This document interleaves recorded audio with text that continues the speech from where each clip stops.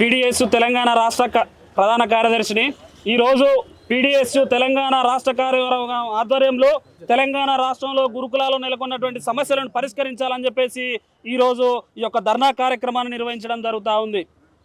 విద్యార్థులారా, ఈరోజు చూసుకుంటే తెలంగాణ రాష్ట్రంలో 1026 గురుకుల పాఠశాలలు ఉంటే ఈరోజు 80% గురుకుల పాఠశాలలకు సొంత భవనాలు లేకుండా ఈరోజు కాలయాపన చేస్తున్నటువంటి పరిస్థితి కూడా మనం చూస్తూ ఉన్నాం. అంటే తెలంగాణ రాష్ట్రంలో చదివే ఎస్సీ, ఎస్టీ, బీసీ, మైనారిటీ గురుకులాల్లో దాదాపు లక్షలాది మంది విద్యార్థులు విద్యను అభ్యసిస్తుంటే కనీసం ఆ యొక్క విద్యార్థులకు ప్రభుత్వం కనీస మౌలిక వసతులు కల్పించకుండా ఈరోజు విద్యను బోధిస్తున్నటువంటి స్థితి ఉంది. ఒక పక్క ఈ గురుకుల పాఠశాలలో ఎక్కడ ఎప్పుడు ఏ టైంలో ఫుడ్ పాయిజన్ అయ్యి ఎంతమంది విద్యార్థులు చనిపోతారో ఒక తెలియని ఒక దుస్థితిలో ఈ యొక్క తెలంగాణ రాష్ట్రంలో కొనసాగుతోంది.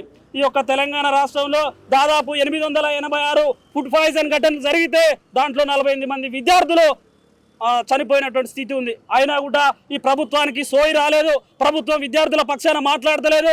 ఎవరైతే మరణించిందో ఆ మరణించినటువంటి విద్యార్థుల తల్లిదండ్రుల దగ్గర పోయి మేము ఉన్నామని చెప్పేసి కనీసం భరోసా ఇవ్వని పరిస్థితి ఒక పక్క కొనసాగుతుంది. అంటే ఈరోజు ఈ గురుకుల పాఠశాలలో విద్య అదేవిధంగా గురుకుల పాఠశాల ఉన్నటువంటి భోజనం ఏదైతే అందిస్తున్నారో వాళ్ళు మొత్తం కూరగాయల నుంచి మొదలు పెడితే చికెన్ మిగతా అన్ని కూడా కాంట్రాక్ట్ మధ్యవర్తికి ఇస్తే ఈరోజు వాళ్ళు నాసి రకమైనటువంటి కూరగాయలు కుళ్ళిపోయిన కూరగాయలు తీసుకొచ్చి ఈరోజు వండి పెడుతుంటే విద్యార్థులకు ఫుడ్ పాయిజన్ ఘటన జరుగుతూ ఉన్నాయి. అంటే కొన్ని తెలంగాణలో ఉన్నటువంటి అన్ని గురుకుల పాఠశాలల్లో ఎక్కడైతే జిల్లా కేంద్రాల్లో ఉన్నటువంటి గురుకులాలు, గ్రామీణ ప్రాంతాల్లో ఉన్నటువంటి గురుకులాల్లో కనీసం వాటికి పహారీ కూడా లేనిటువంటి పరిస్థితి ఒక పక్క కొనసాగుతుంది. ఎప్పుడు పావులు వస్తాయో, ఎప్పుడు తేళ్ళు వస్తాయో, వర్షం వస్తే మొత్తం ఈ యొక్క హాలిడేస్ ఇస్తున్నటువంటి ఒక స్థితి ఉంది. కానీ ఈరోజు మేము బడ్జెట్ పెడుతున్నాం, విద్యారంగానికి మేము అభివృద్ధి చేస్తాం.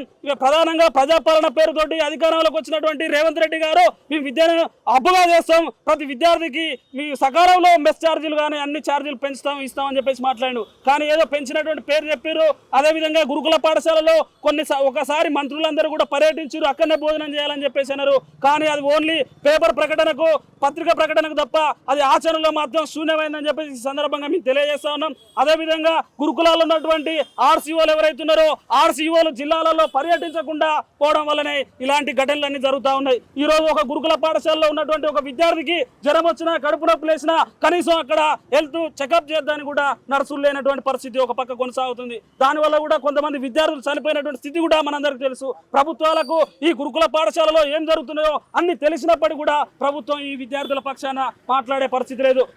ప్రభుత్వం ఈ విద్యార్థులకు మౌలిక వసతులు కల్పించాలని చెప్పేసి లేదు. ఈ రోజు అనేక గురుకుల పాఠశాలలో సరిపడా భోజనాన్ని కూడా పెట్టకుండా ఈరోజు అర్ధాకలితో అలమటిస్తున్నటువంటి ఒక స్థితి ఈ యొక్క గురుకుల పాఠశాలలో కొనసాగుతోంది. ఒక పక్క ప్రభుత్వాలు మేము చెప్తాం, మేము అందరికీ మెస్ ఛార్జీలు పెంచాం, అందరికీ కడుపు నిండా సన్న బియ్యంతో మేము భోజనాలు పెడుతున్నాం అని చెప్పి మాటలకే చెప్తున్నారు. కానీ అది ఆచరణ పోతే ఎక్కడ కూడా ఇలాంటి కొనసాగట్లేవు, అమలు కానటువంటి ఒక స్థితి కూడా కొనసాగుతూ ఉంది.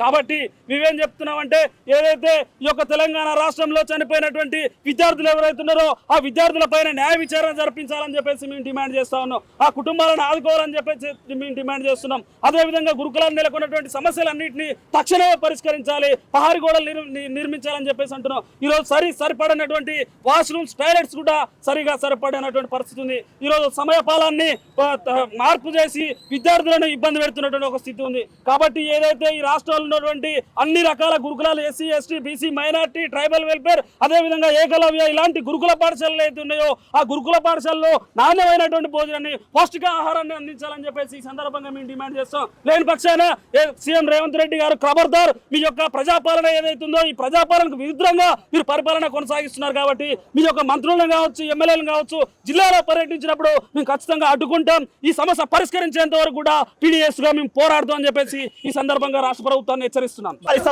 ఈ డబ్బులతో ఎట్లా చదివేది మేము, ఈ డబ్బులతో మా బంగారు భవిష్యత్తుని ఎట్లా నిర్మించుకోవాలి మేము అని చెప్పేసి అడుగుతా ఉన్నాం. కాబట్టి ముఖ్యమంత్రి గారు ఇప్పటికైనా స్పందించాలి, ఇప్పటికైనా మాట్లాడాలి, ఇప్పటికైనా రావాలి. ఎందుకంటే ఈ రాష్ట్రానికి విద్యాశాఖ మంత్రిగా ముఖ్యమంత్రి ఉన్నాడు, గొప్ప గొప్ప మాటలు చెప్తా ఉన్నాడు. ఈరోజు వాళ్ళ పార్టీ ఎమ్మెల్యేలకి, మంత్రులకి కాంట్రాక్ట్లు అయినటువంటి వాళ్ళ పార్టీ ఎమ్మెల్యే మంత్రులకి బిల్లులు చెల్లిస్తూ ఉన్నారు. కానీ ఈరోజు గురుకుల విద్యార్థుల బిల్లు చెల్లించడం లేదు. దాదాపు దాంట్లో పనిచేస్తున్న టీచింగ్, నాన్ టీచింగ్ పోస్టులు చాలా ఖాళీ ఉన్నాయి. ఉన్న పోస్టులు మొత్తం కూడా కాంట్రాక్ట్ అవుట్సోర్సింగ్ పద్ధతిలో ఉన్న వాళ్ళకి శాలరీస్ రాని పరిస్థితి ఉంది. కాబట్టి వీటి మీద కూడా దృష్టి పెట్టాలని చెప్పి మేము డిమాండ్ చేస్తున్నాం. కాబట్టి ఇప్పటికైనా రాష్ట్ర ప్రభుత్వం స్పందించాలి, లేకుంటే రాష్ట్ర వ్యాప్తంగా పెద్ద ఎత్తున ఉద్యమిస్తాం. చేస్తామని చెప్పేసి ఈ సందర్భంగా హెచ్చరిస్తున్నాం. గురుకుల విద్యాలయాలు ఇంకా అద్దెకి నడుస్తున్నాయి. ఇప్పటికీ అద్దె నడుస్తూ ఉన్నాయి. ఇంకా చాలా మొత్తం పక్కా భవనాలు లేవు. నిన్ననే సంగారెడ్డి జిల్లాలో మొత్తం బిల్డింగ్ కూడా కూలిపోయింది, మనం చూసాం. అట్నే అనేకమైన పాఠశాలలు ఈరోజు శిథిలాస్తులు ఉన్నాయి. కాబట్టి వీటి మీద దృష్టి పెట్టాలని చెప్పేసి మాట్లాడుతున్నాం. మరీ ముఖ్యంగా విద్యా కమిషన్ ఆకునూరు మురళి గారు మాట్లాడాలి. దీని మీద న్యాయ విచారణ జరిపాలి. మీరు ఓన్లీ విచారణ చేయడం వరకే కాదు, సమస్యలు పరిష్కరించే విధంగా ప్రభుత్వం మీద ఒత్తిడి తీసుకురావాలని చెప్పేసి ఈ సందర్భంగా డిమాండ్ చేస్తా ఉన్నాం.